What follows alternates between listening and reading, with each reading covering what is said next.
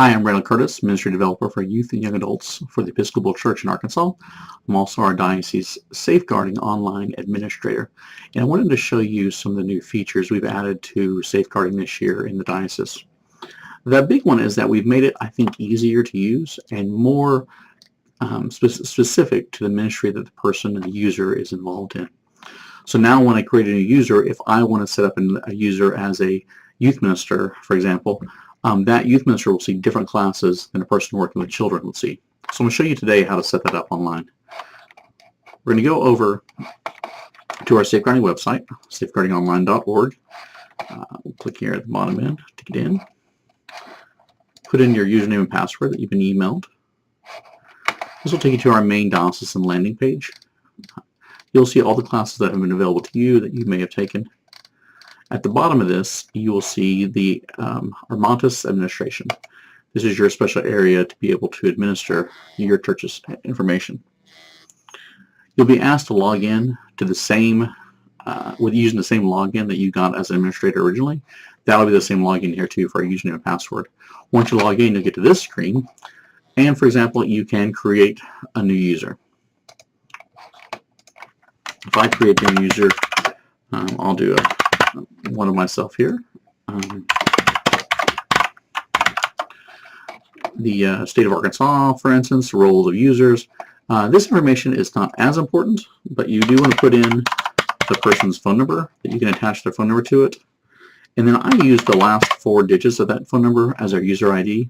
This is a nice way to help you remember sometimes what a person's password is in case they forget.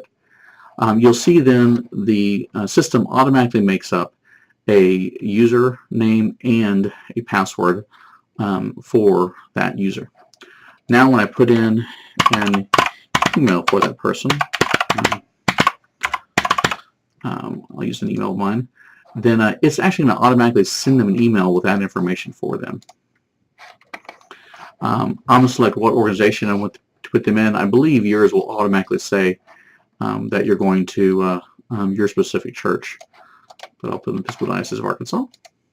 Now here's this important part of the position. When I select position, all of these positions has something to do with our diocese. These positions, if you select one, is going to give that person specific classes that it may not give another person. This is after myself and a couple of other people going through all the classes to see what we think is the most important for that particular ministry to know about.